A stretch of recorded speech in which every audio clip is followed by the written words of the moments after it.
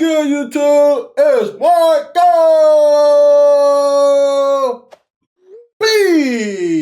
Back with another video, man. Thank you, Jesus, for allowing us to be here another day. And first of all, I want to say shout out to William because he commented and asked, would I be able to actually react to the Olympics? And something that I did not think about, but no, the Olympics is not playing that. The Olympics is not playing that. So I can't get a strike on my channel. I mean, I'm already a small channel, so but we got Hockey Psychology here. It says the 2026 Winter Olympics have started with a bang.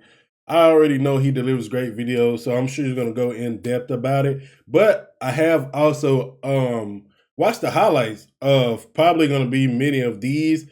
I don't know if I watched them all though, because I was just seeing games that was on. And I watched the USA game.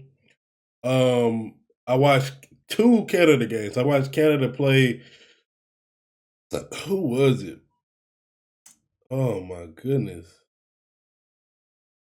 I can't even think. Once it gets to the video, I'll be able to tell you. But anyway, I was watching them at like freaking 1 o'clock last night. And so that's what I decided to do. So without further ado, man, let's not waste no more time, man. Hit that like button, hit that subscribe button, turn those post notifications on, and tell me if you guys like this. The way, does my camera look different? Do I need to change anything? Try to make the quality a little bit better. I got shout out to my buddy. He's actually giving me, or he bought another webcam for me. So we should have an A roll and a B roll now. So shout out to him. Let's get into this. The 2026 Winter Olympics are here. NHL players are back for the first time in 12 years, and already we're off to an electric start. So let's dive into all the storylines, tactics, and drama for each nation so far in the preliminary round of this tournament. Now, quick note, me and the IOC aren't as close as Gary and I, so we aren't using footage like we usually do for these games. But all that means is we got creative, and that you, unfortunately, have to see this mug a little bit more than usual on the channel. Either way, sit down and enjoy, because I'll tell you right now, the hockey has never been better. So the Olympics started on Wednesday, and kicking off the tournament is Slovakia versus Finland. If you watched our preview video, you know that this is one country in Slovakia that's coming in as a dog, and another in Finland that's coming in as a country expecting to get a medal. And out the gate to open the scoring is the 21-year-old Montreal Canadian Juraj Slafkovsky, courtesy of a nice pizza delivered from Lettinen. I think this goal is a prime example of defenders getting used to the smaller dimensions of the rink. It's speaking, but you see how they use it. Like, he's having to use like still pictures. Oh, when the Olympics don't play there, that's crazy. Can't get that copyright strike. Not right now, brother. 3 feet smaller than the NHL size, so even if guys are coming from an Olympic size, it's way smaller than they're used to. Lettinen thinks he's got support here. Slafkovsky's there. He says, thank you very much for coming out. I'm going to take that. Shows the patience of a monk, and berries. He came in as a 17-year-old and was a monster. He actually won the MVP of the tournament and helped lead Slovakia to a bronze medal. Yes, I know, it wasn't against NHL competition. Hold on. I gotta turn it down a little bit. I don't want it to echo for you guys.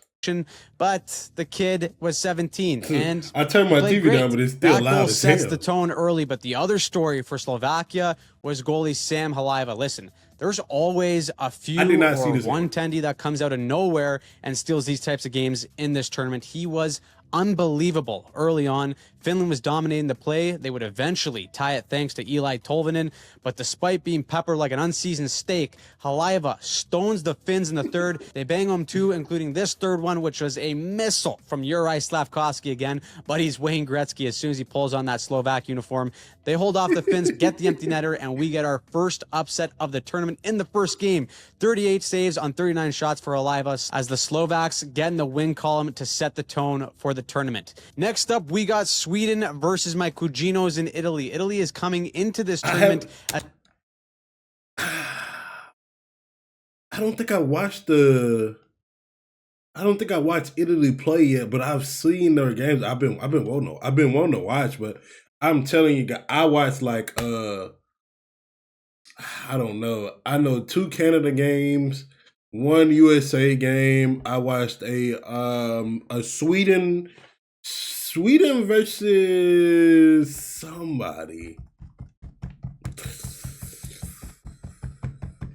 Oh, it's killing me, bro. My brain is fried, bro. I'm so As the sorry. biggest underdogs as the host nation, they have about zero chance to win this game. But it wasn't the only either. way they find a way to pull this off is if they somehow put Goldberg, the goalie from Mighty Ducks, as a secret agent in Sweden's crease, and holy, did it look like that early in the game. Italy dumps it out on net. Gustafsson, he just has to handle it, but turns out he takes care of it like it's a grenade. It bounces out, and on top of that, he just drops his stick completely. What? It is panic at the disco for him, and in comes Luca Frigo. Johnny on the spot. Are you frigo kidding me? I'll see myself out, but Italy has a 1-0 lead over Sweden. What the hell is going on here? That is not supposed to happen. Italy, though, you can just tell is severely outmatched with talent. You want to talk about peppering a goalie. Sweden outshot Italy 25-2 at the end of the first period in this one and only left with a 2-1 lead. Italy got one early in the second, which means that Sweden's goalie, Filip Gustafsson, had allowed 2 goals on 5 shots. That is no bueno. It was just survival mode for Italy, though, basically just off the boards and out anytime they could. They would sag into this zone coverage to protect the middle, and that just allowed Sweden to dominate possession on the perimeter. It's the right play with that big of a talent gap between these two teams, but eventually the dam is going to break. Sweden breaks the tie thanks to the tap-in from Will Nye, the science guy. At the end of 2 periods, Sweden had 40 shots on net. Italian goaltender. God almighty. What?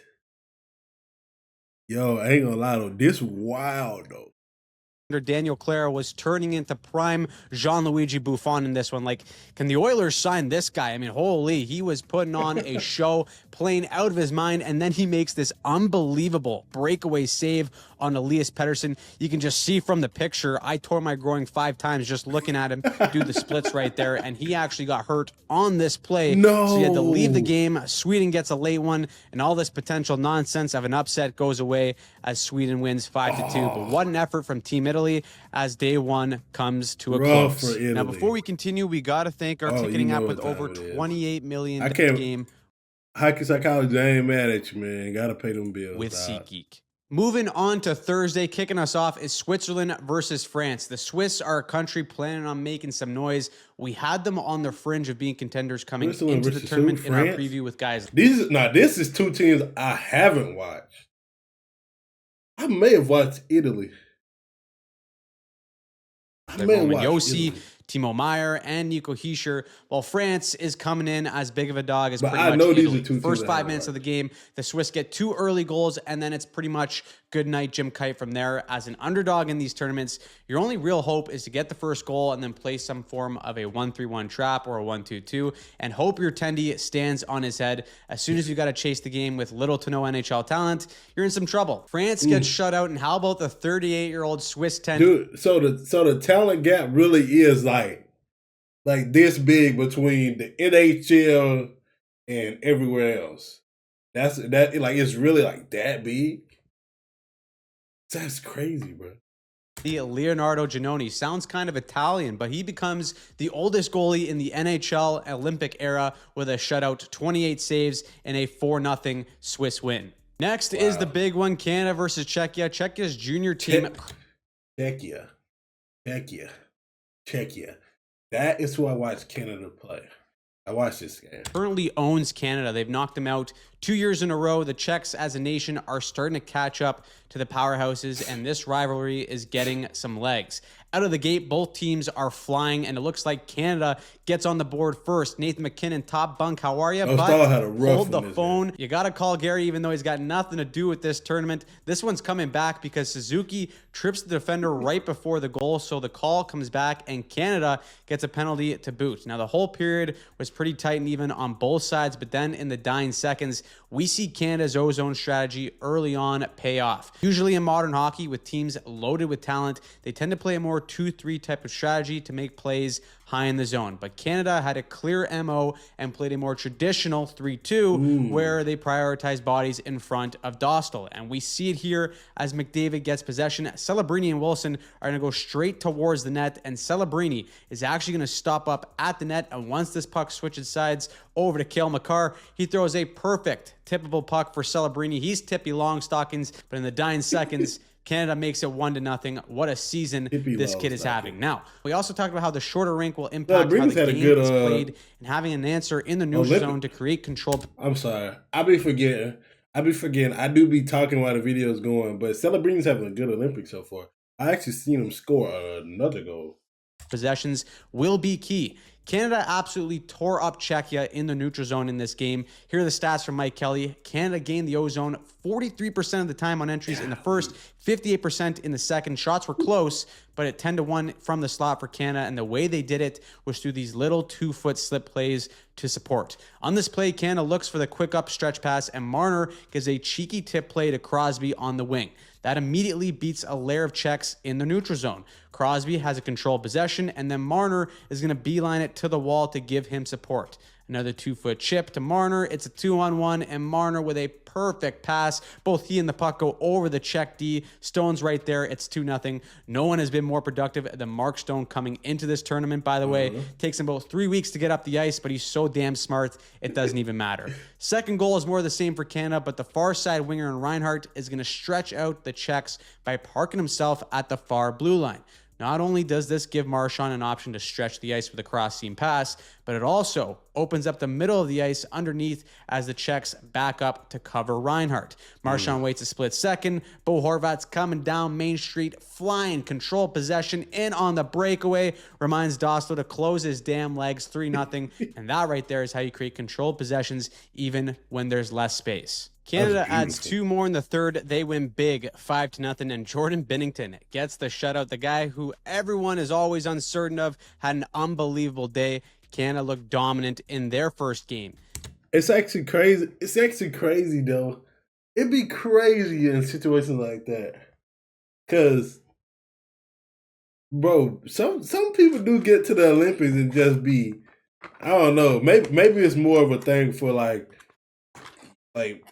you playing for a team in season and you play so many games, but the Olympics, like, you know what the stakes are in the Olympics, bro. Like this is country on country. Like you really out here for your country, and you know, like, you ain't really got that many games, so you gotta bring your A game every game. I love it. Next up is Germany versus Denmark. Out of all the teams to pull off some upsets, I think I like Germany the most because of their star power and where they have their weapons. You got Grubauer Nets, who's having a solid year. You got the Moshin himself and Mo Seider. Or Germany play somebody if you need be, and of course you have one of the best players in the world in Leon Draisaitl. For Germany, it's exactly who you think kicking it off. 23 seconds into the game, the German doctor himself, Draisaitl, surgical kick makes it 1-0 early. Denmark would tie it later in the period, but like I said, this was what Germany could do in this tournament because woo-woo Timmy Stu gets not 1 but 2 goals. Woo-hoo Timmy Stu, what a name. In this game, including the game winner. Seider played 26 minutes, and Philipp Grubauer was a wall, stopping 37 shots in a 3-1 Germany win.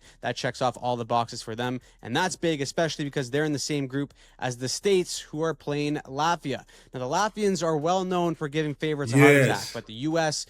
This is what I wanted to say the United States play, but for some reason, I was like, I don't feel like, but it was Latvia. Come out humming right away thanks to the Kachucks. The first goal, Matthew to Brady, post and in, fitting. It's the heartbeat of the team in those two. That gets USA going, and this is a bit of an odd period, though, for the States as they seemingly go up 2-0. Gary gets another call. It's no goal after offside, and then Latvia scores right after to tie the game. It was wild. USA would go up again, 2-1, but deja vu, it gets called off for goaltender interference. Who knows what the hell that is anymore? So this game goes into the second, all tied at 1s, which is considered a win for Latvia, but the second period is where Team USA takes over. Ladies and gentlemen, since January 1st, no one has scored more goals in the NHL than Dwayne "The Brock" Nelson, and he's carrying that play right into this game. He scores the go-ahead goal, gives the old point like that goal is going to count, and then he gets another one later to make it 4-1 for Team USA. Latvia had to pull Elvis Merzlikins. Guy was looking like my beer league tendy, huffing and puffing on 11 p.m. on a Monday. Yo, come on, bro. Yo, that is wild. Monday night game after getting peppered. Matthews also got his first and a cookie. That should be a nice little boost for his confidence. He went goalless in the Four Nations, so that's a big one for him. Now, tactically in this one, we saw the standard 1-2-2 aggressive forecheck from the United States that they had success with in the Four Nations. I'd imagine that's here to stay, but the U.S. were just so good on the transition with their regroups in this one, and it led to chance after chance. The first Tkachuk goal is an example of this. Just look at Latvia's players here stack the blue line against a team like Canada, Finland, or Sweden. This puck is probably dumped in to avoid a deadly counterattack, but because it's Latvia and, well, Zach Werenski with the puck, he loops back to keep possession. He then waits for Latvia to make a bad change, and then he feeds Matthew Tkachuk to start the setup for the eventual goal. We saw this frequently in this game. That's the luxury of having both Werenski and Hughes on the back end to control the pace. But I wouldn't be surprised if the philosophy shifts to a more dump and chase style once they face better competition. Moving on to Friday, we got Sweden versus Finland, one of the best rivalries in the sport. Can always count on these. Sweden versus Finland.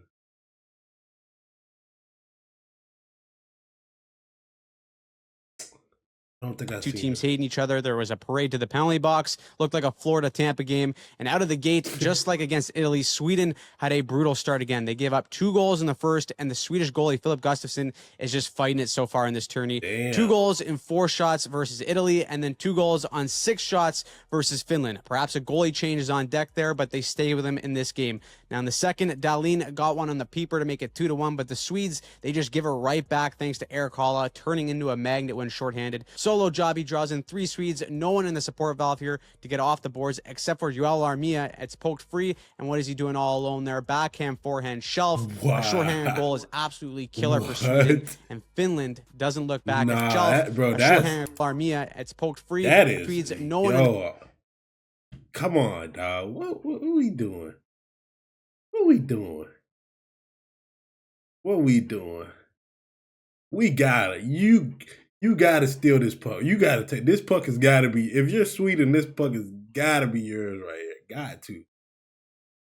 Yeah, getting a penalty or something.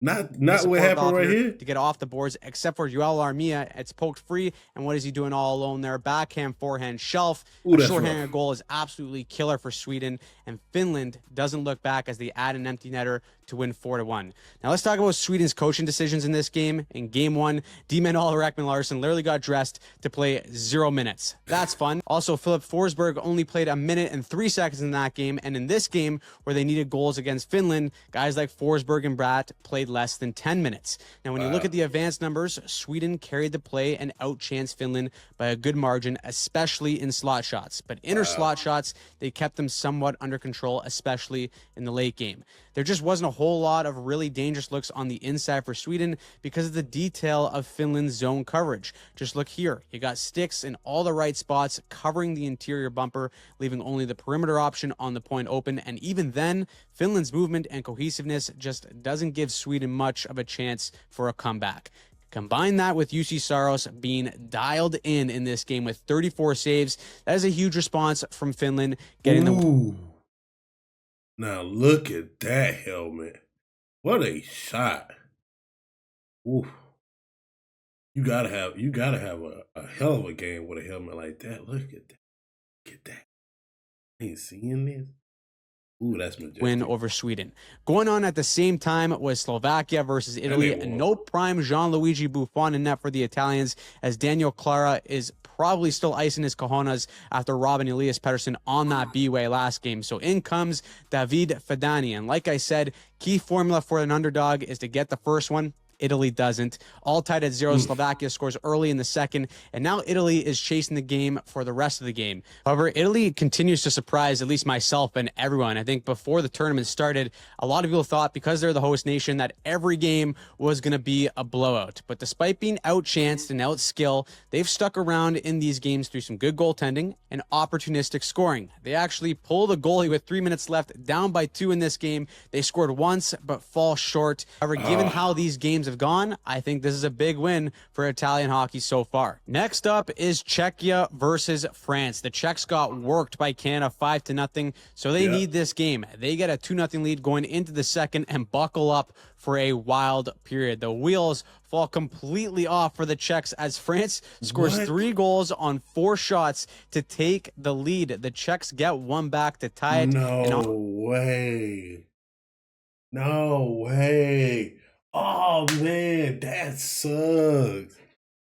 That sucks. I had somebody comment. God, I'm not even gonna remember your name now, but you know who you are.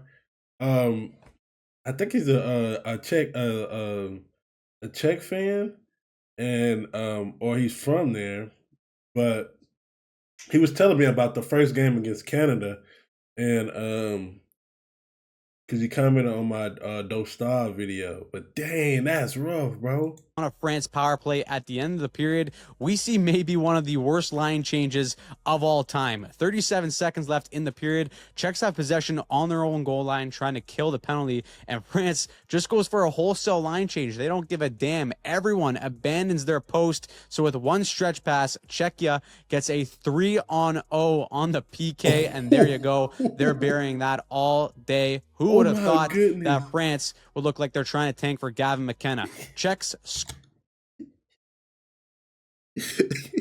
score to take a 4-3 lead going into the third, and that was pretty much a backbreaker. Czechia ends up winning 6-3. Oh, wow. Wow. Okay. Oh, yo, that was epic right there. Setting up a very important match between Switzerland and the Juggernauts in Canada. Now, early in the game, Canada gets a power play in this unit that might be the greatest thing ever assembled. For starters, you got 4 generational talents in Makar, who is Juggernauts. Canada and Switzerland? Setting up early in the game, Canada gets a power play in this unit that might be the greatest thing ever assembled. For starters, you got 4 generational talents in Makar, Crosby, McKinnon, and McDavid. Reinhardt's just the other guy on this power play, and he's a 60-goal scorer. We get a video game-like pass, too, from McKinnon to McDavid. He's got his first ever Olympic gold, and this man is possessed to start the tournament. He's out here crushing guys, taking their souls with huge hits, and he sets up. And I love those jerseys, too.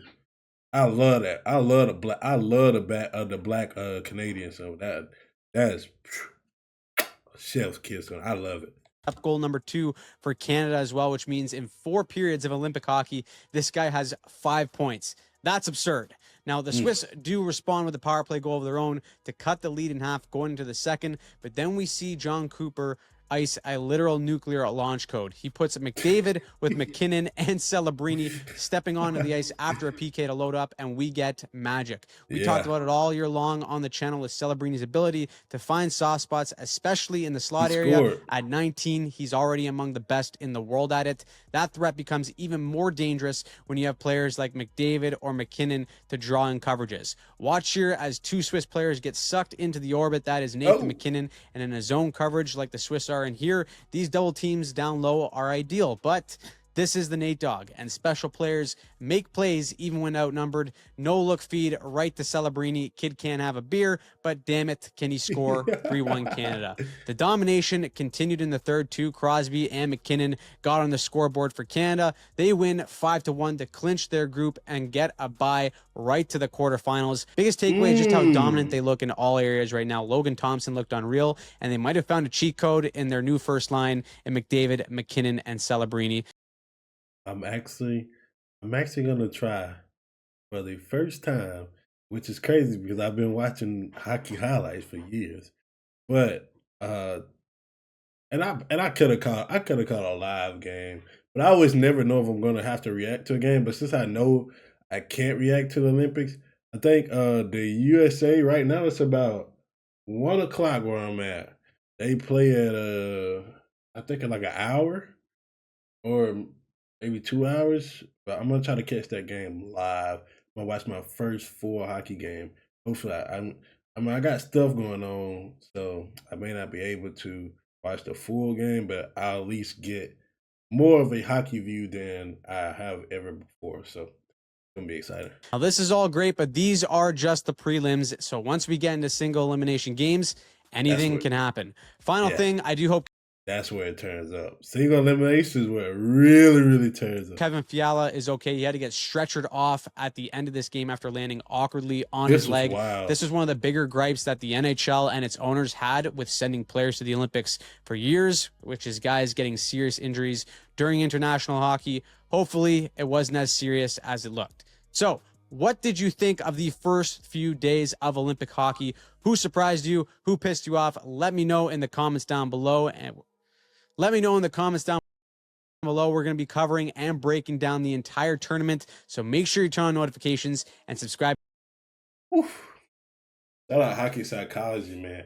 I can't wait to, and which I'm going to actually look up more videos to learn more hockey, like in depth, so then I could, truly understand everything that's going on. And shout out to y'all because y'all have done a good job of helping me, like going back and watching older players videos like about hockey psychology. So shout out to y'all, but I'm gonna try to like learn like the zones. Like he says, like a was it 1-2-2 or a 2-3, you know what I'm saying, or a 3-2, which it's funny because it sounds exactly like basketball, kind of the same thing, like the same. I guess because same amount of players. So basketball actually has a 2-3 zone, a 3-2 zone, and then you could go 1-3-1 or 1-2-2. It's kind of crazy. That's wild. But anyway, yeah, I'm going to be looking to learn more. But excited for the Olympics. If you guys are excited for the Olympics, man, hit that like button, hit that subscribe button, turn those post notifications on, and stay peaceful, stay positive, stay disciplined. Always be kind.